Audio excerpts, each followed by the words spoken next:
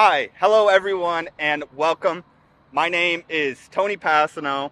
I am representing Change the Chamber, a youth coalition of over 100 student groups from across the country who advocate for change within the chambers of Congress as well as the chambers of commerce. I am very excited to be with you here on this lovely, warm, almost spring day, still winter, to talk a little bit to you about climate, health, energy, and affordability. This event, The Future for You, Energy Costs, Climate, Health, and Careers, is going to get into some of the details around climate change and what we can do to help address these issues. We're going to hear from a variety of speakers today who represent climate-based organizations in the state of Arizona. We know that 84% of Arizonans live in a community with unhealthy air. And Phoenix is one of the most polluted cities in the country. See, this thing we call climate change, it impacts everybody. But some people are disproportionately impacted by the harms of climate change. We know that oil and gas pollution disproportionately impacts Native Americans and Latinos. And so we're here today to talk about the issues, but we're also here to talk about the solutions. If you look at the national news, you might sense a feeling of fear that pervades all corners of our lives today. The thing about climate change is that this fear is not new for us. But the thing is, like the springtime, new life is burgeoning under the surface. Our movement is growing. We listened to speakers last night at the ECA National Call who talked about backyard solar and plug-in solar. And there's a strong interest in real solutions to these problems. Many of these solutions our speakers are going to be talking about here today. And so without further ado, I'd like to invite Paloma Greenwald from Elders Climate Action. Thank you.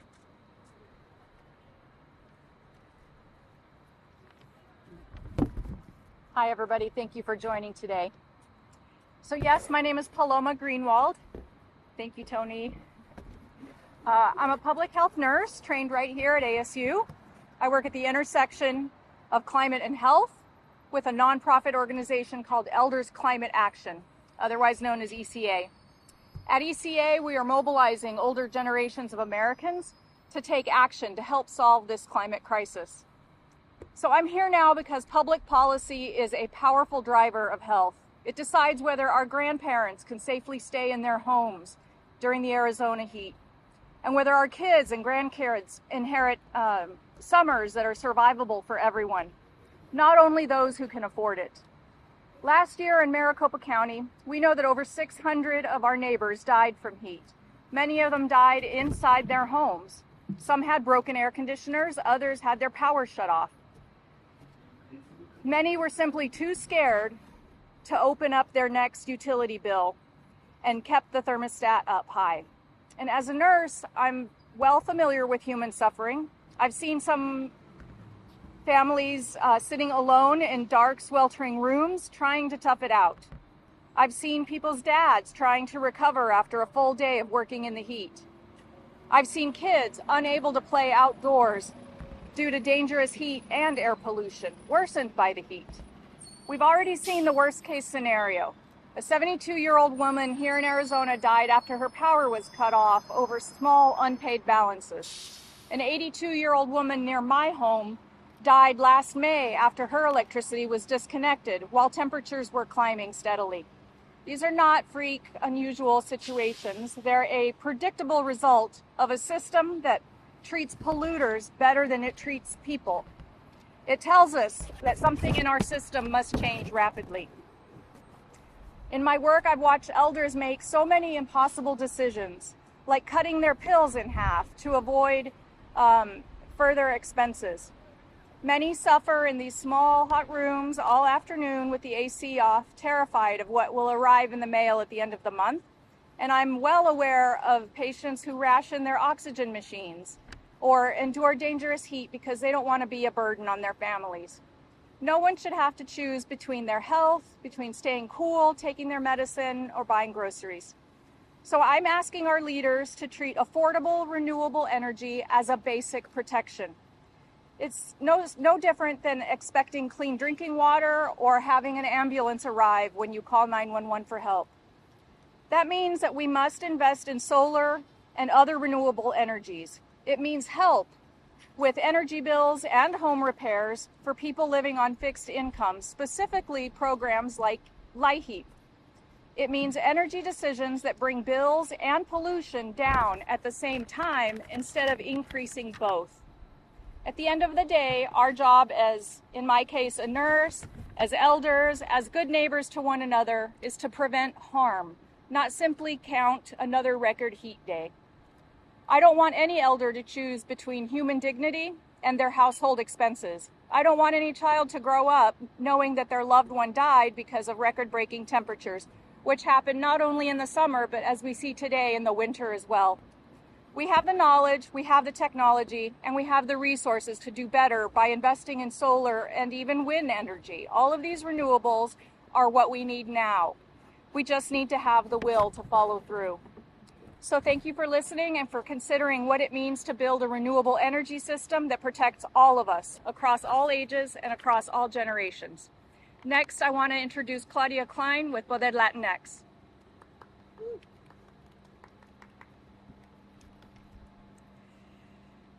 Hola a todos, my name is Claudia Klein and I'm an environmental, thank you, and I'm an environmental organizer with Poder Latinx. Our mission is to empower Latinx communities to build sustained political power and actively participate in democracy. Through voter engagement, issue advocacy, and leadership development, we fight for environmental, economic, and immigration justice. Today, I'm here to talk about something that affects us all, affordability, specifically energy affordability. Because when we talk about the future, your future, my future, we have to talk about energy. We have to talk about the cost, climate health, and we have to talk about who gets to make those decisions. In Arizona, most of us don't get to choose our utility company. You're either with Salt River Project, also known as SRP, or Arizona Public Service, also known as APS, and that's about it. No competition, no alternatives, just rising bills that show up every single month, whether families can afford them or not. And right now, families are working overtime, going into debt, and making impossible choices to keep the lights on. For single mothers with kids, that's less money for groceries. For seniors or someone with chronic illness, that's less money for medication. For working families, that means choosing between paying rent or paying the electric bill. And there's always a human story behind these electricity bills. And I want to make something personal, and I want to make this personal for just a second, because I'm not a homeowner. I work over 50 hours a week, I'm barely home, and yet my utility bill in January was over $500. The heater was never turned on, nor our air conditioner. So when we talk about affordability, it's not abstract or theoretical. It's very difficult and a dire reality. Our EcoPoder program conducted a community survey in January and February, and families reported spending about 12 to 15% of their annual income on utilities alone. And that's during the winter. Imagine what that looks like in the summer when triple-digit heat makes air conditioning a matter of survival. So when companies are asking for an 8% increase or 14% increase, it might not sound dramatic on paper, but when families are already stretched thin, those increases are devastating.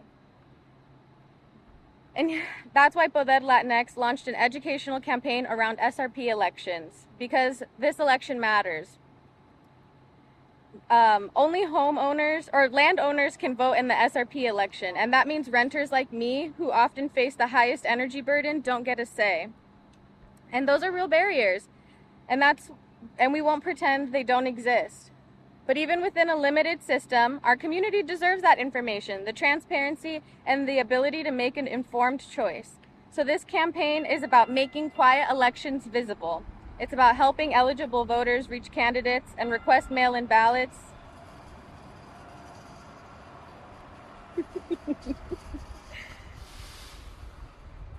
It's about accountability, because when turnout is low, power concentrates. And when people show up, accountability begins. And this isn't just about bills, it's about our future. Young people are inheriting rising energy costs and worsening climate crisis at the same time. Energy affordability, climate health, and careers are ultimately connected. When we invest in clean energy and we don't just cut emissions, we create jobs, we create workforce pathways, and we create opportunities. The future of energy is the future of work, but none of it changes without participation, without informed communities, and without pressure. So today, I'm inviting you to learn with us, to spread the word, to engage, even in systems that were designed with not all of us in mind, because energy decisions shape our budget, our health, our climate, and our future. Even when the system limits our choices, our voices still matter. So let's use them. Thank you. And I will pass it on to Charito with the Governor's Office of Resiliency. Good morning, everyone. My name is Cheryl Steinberg, nicknamed Charito. I am the Community Outreach Coordinator and Tribal Liaison for the Governor's Office of Resiliency. So in our office, we have policy advisors for the focus areas of transportation, energy, water, and land use. People on our team are traveling regionally, statewide, and nationally. We also have others on our team who oversee home energy rebate programs and also federal grants. We're a federally funded office. So one of our biggest programs is Efficiency Arizona. And the goal of this program is to put less of a strain on the grid system so that we can make sure that we don't have to worry as much about brownouts, blackouts across the state, as well as making energy more affordable and using clean energy products to make sure that we are emitting less pollutants that are making us and our environment sick. So that is one of many programs. You can go online to see if you're eligible. It's efficiencyarizona.com. And you can always reach out to our office. We are regularly speaking to community across the state, tribal nations as well, to make sure that energy is affordable, it's accessible, and that people aren't risking their lives, their health, and their well-being to be able to pay their bills, because everyone deserves basic human rights. So thank you so much. I will now pass it on to Jasmine Moreno with Agave Threads. Thank you.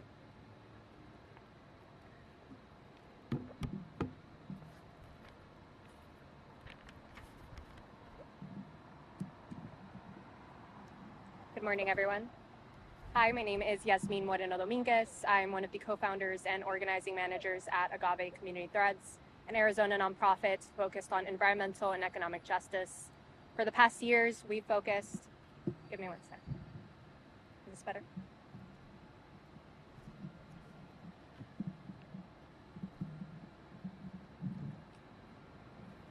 Hopefully this is better. For the past year, we have focused primarily on heat policy. It is to no surprise that I reiterate and say that Arizona is hot. But I don't think people really truly recognize that Arizona has the deadliest weather. And the reason that we don't recognize this or aren't quick to develop policy solutions is because those that are the most impacted are often the most marginalized. For many of us, we are very privileged in that we don't experience extreme heat to the fullest extent. We are in our offices, we are in our homes, we are in our shopping malls, where air conditioning is set to 64 degrees. But for many individuals who are working outside, who are working at the airport, who are working in construction sites, individuals like my father, they are experiencing temperatures up to 118 degrees. And as climate change progresses every single year, the temperatures get higher and higher, and our summers get longer and longer. Extreme heat is a direct threat to the livelihood of so many individuals in Arizona, primarily Latino and Black community members. Extreme heat has been my particular niche, not only because it is an imminent threat, but because, like I said, it is an imminent threat to my family. My father has worked construction for nearly 30 years in Arizona, and throughout his life, he has experienced horrible side effects because of working in extreme heat. Arizona has zero protections for outdoor and indoor workers. There is no guarantee to water, rest, and shade, protections that workers need to survive under this new climate reality that we live in. Through my work, I've helped organize community members, workers, and coalition partners to advocate for stronger protections here in Arizona, including coordinating worker stories, testimonies at the Industrial Commission Arizona, and helping build statewide awareness around the health and economic impacts of extreme heat. But I think the most important thing that I can share with you today are testimonies from workers themselves. Individuals who work on farms, who work on the construction sites, who can tell you themselves what it's like to work under these temperatures. I can stand here today and give you statistics, but I don't think those are powerful enough. So for the next part, I would like to share a few stories of workers that we interacted with in Yuma. Workers who have spent nearly 30 years picking our food, making sure that we have food on our table.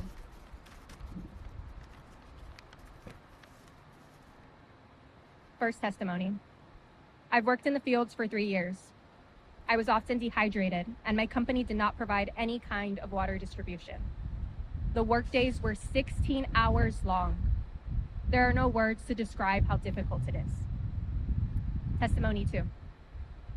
I work a minimum of 12 hours a day, from 6 a.m. to 6 p.m., sometimes until 7 or 8 p.m., Monday through Sunday.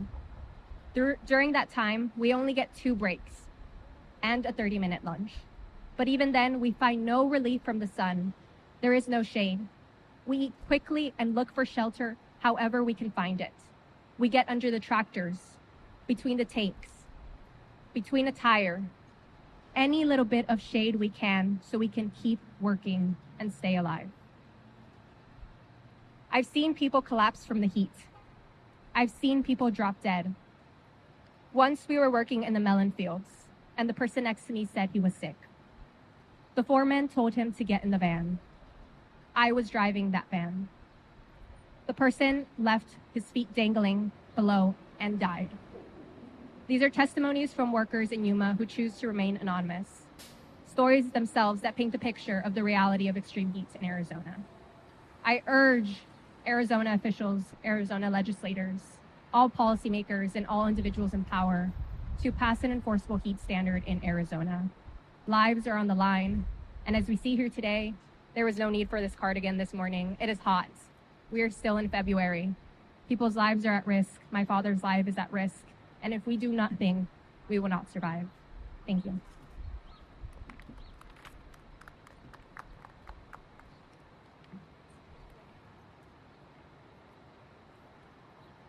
Hi everyone, my name is Claire Michael. I'm a senior energy analyst at Wildfire, which is a nonprofit that partners with organizations across Arizona to deliver programs that reduce energy bills and provide support for income-qualified families. We also advocate for programs and policies that impact the causes and consequences of poverty. Energy burden is a measure of what percentage of household income is spent on power bills. In Arizona, the median electric energy burden is about 4%, while a family of 4 at the poverty level spends more than 9% of their household income on their electric bill.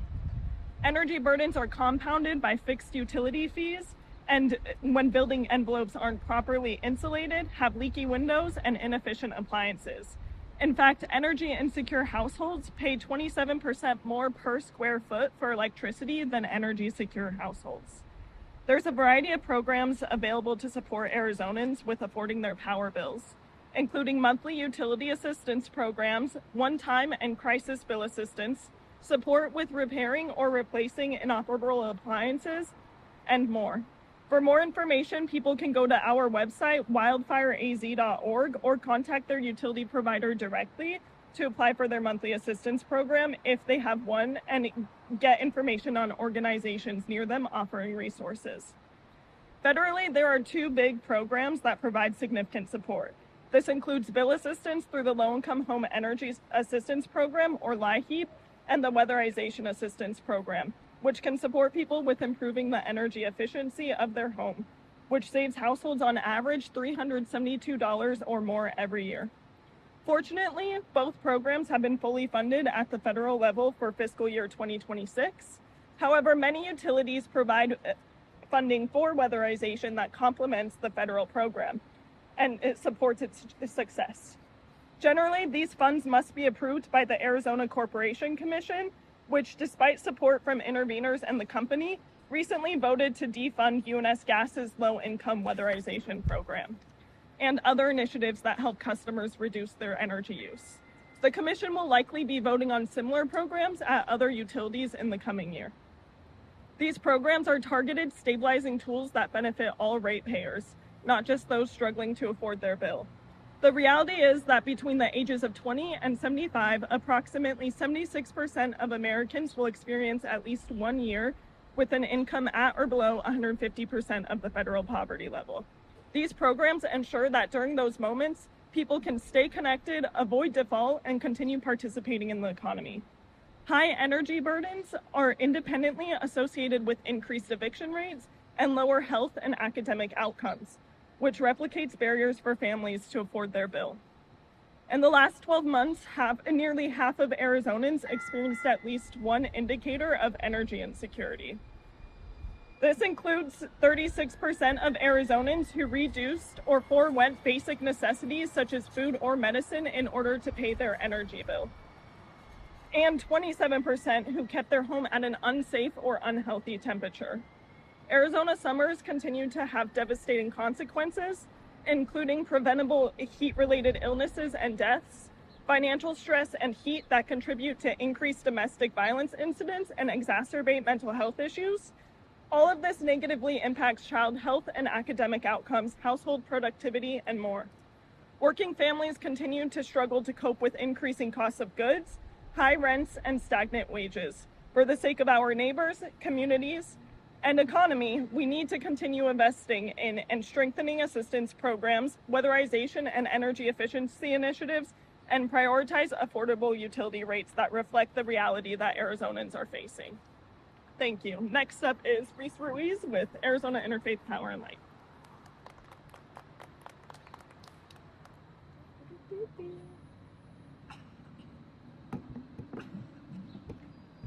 Howdy. Okay, hi, my name is Riss. I'm the outreach coordinator with Arizona Interfaith Power and Light. We are a network of faith communities who want to advance climate justice initiatives within their own congregations. A little bit about me. I have 8 years of experience working with nonprofits, and I have a master's degree in sustainability solutions. And I played alto saxophone in my high school marching band. When I graduated college, I realized that everything I learned, I had actually already learned in high school. So I have 2 points up here. I want to prove to you that you can connect literally anything to climate change. And 2, I want to sum up for you 5 years of education in hopefully less than 5 minutes. So wish me luck. I'm serious. Thank you. Our band was really good. Not to toot my own horn, but it was for a couple reasons. We had 200 people, and just like, at the surface level, having 200 people gives you way more power to have interesting visuals and to have a fuller sound. This is strength in numbers. Academic talk for that would be emergence theory. The whole is greater than the sum of its parts. When we come together, we're not just individuals working towards the same goal. We increase our capacity to come up with creative ideas. We can enforce each other's strengths, and we can accommodate for each other's weaknesses. So everything that we come up with is nothing we would have come up with on our own. The next reason we were really good is because each year before the season started, we would go to Flagstaff for band camp. We went to Flagstaff because down in Tucson, it gets a little toasty in July. So having 200-something children running around in 100-something degree heat doesn't seem that safe. I've almost passed out a couple times during performances in September. It's dangerous. And I'm not gonna form friendships during band camp when I can smell you from here. You just keep an arm's distance. The kicker was, it cost $500 to go. that's not exactly pocket change, but you were expected to pay out of your pockets. If you didn't go, you missed out on learning the foundations of being a good musician, and you missed out on team bonding. So if your family is already struggling to cover monthly household bills, then something like a $500 fee isn't really reasonable. So high utility bills and the rising cost of energy comes at the expense of your child's ability to connect with their peers and to pursue their passion. Can you imagine how something like that can snowball over time? How that affects generation after generation? How systems of oppression characterize every aspect of our life? That is oppression at its core. The next lesson I want to pass on is something our band director, Mr. Marchant, said all the time. If everybody did it, would it work? This is sustainability. This is sustainability in a nutshell. 5 years of school, and I already learned it freshman year of high school. Think of it in terms of resource management. If everybody sets their thermostat to 65 degrees in the middle of Phoenix extreme heat, we're gonna have blackouts. If everybody shows up to the corporation commission meetings to testify and advocate for clean energy and lower utility rates, that's going to have way more of an impact than if one person does it. If everybody does it, does it work? Sometimes it feels silly to pursue individual level forms of activism because it's a drop in the ocean, which I'll remind you is rising. Haha, my mom told me not to include that line because she said it was silly, but I didn't listen. But we do it not because we expect it to influence policy. We do it because it influences each other. It sends a message that we are unified, that we can organize, and that we are strong. Policy isn't going to bring along a shift in society. People will. Culture will. We will. So when we walk the walk, which is difficult to do, you have to be in a very privileged position to be able to make the individual level changes. We can lead by example, and we can bring along that change ourselves. We don't need to wait for a politician, and this is not something they can take away from us. We lead, policy follows. So, before I free you, I want to end with a silly little exercise that I did imagine we'd all be sitting down for, so I hope this works. Can everyone sit up as straight as they can, or stand up? Cool. Can you stand up an inch taller? Okay, so we actually all just got taller, and when I said sit up as straight as you can, what did you hear?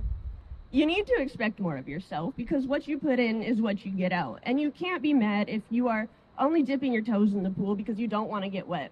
When you expect more of yourself, you expect more of community, and that's where change is going to come from. So I hope this is a somewhat positive note to end on. Climate change is scary, but we have each other, and sometimes that's the light at the end of the tunnel. Okay, thanks.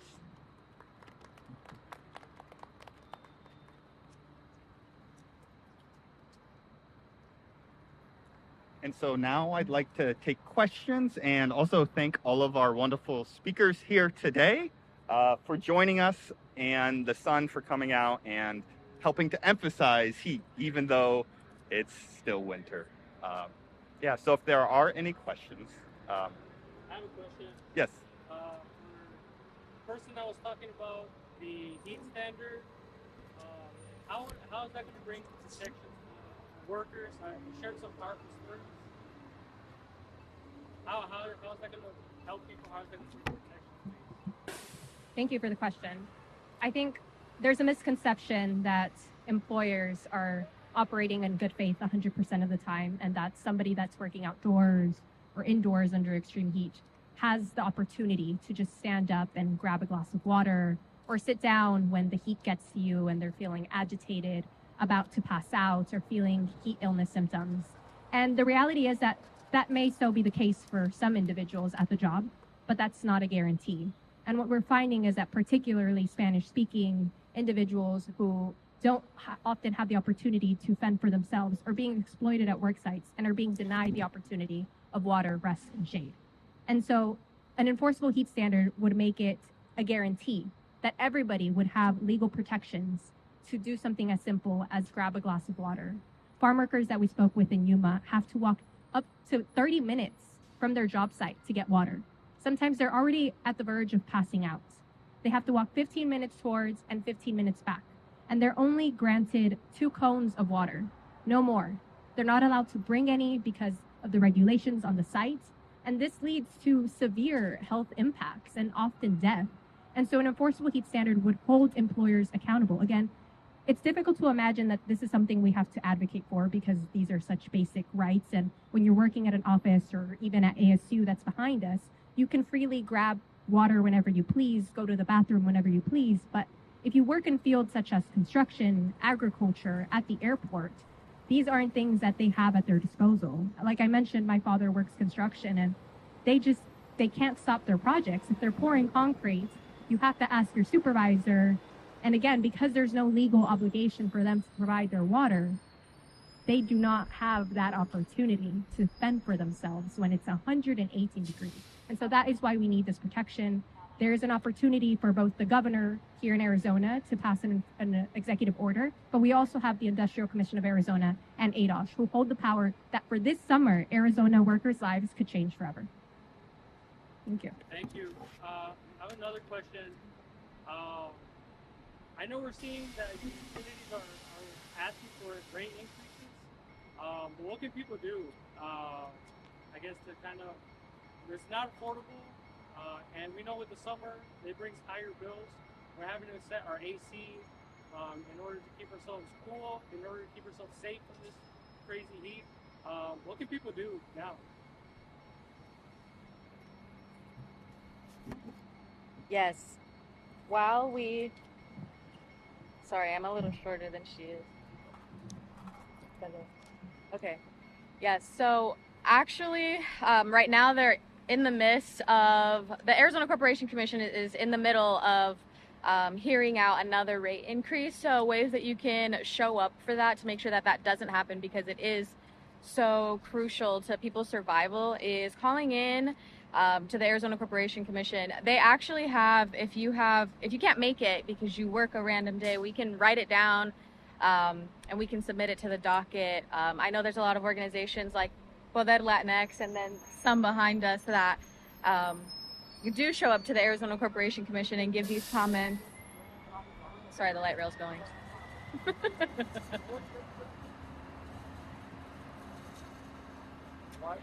But the increase that's being heard right now is not an 8% like they have been asking for the last few years. It's 14%, which is ultimately going to either create a larger debt gap that families are dealing with, or some people that I've spoken to have been evicted because they cannot afford all of these utility bills on top of their rent and feeding their families.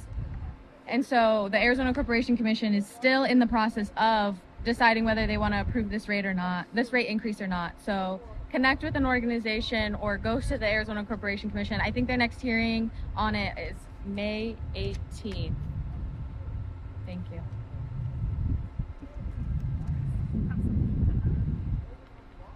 Everything she said is correct. I just wanted to add, APS and TEP both have rate cases going on. TEP's hearing will be first. There'll be multiple opportunities for public comment.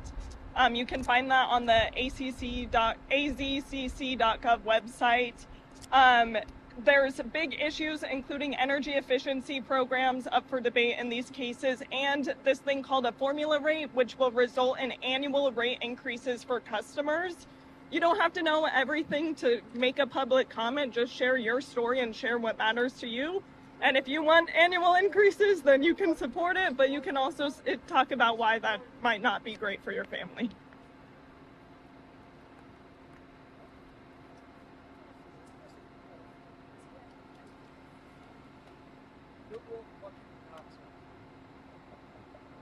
I think, are there any other questions? Yeah. All right. Well, I want to thank everybody for joining us here today. And I look forward to continuing the conversation in the future. I want to also thank Climate Action Campaign for supporting us in all of this important work. Many of us are members of the coalition, and we advocate for a brighter, healthier future for all people, not just Arizonans. So thank you.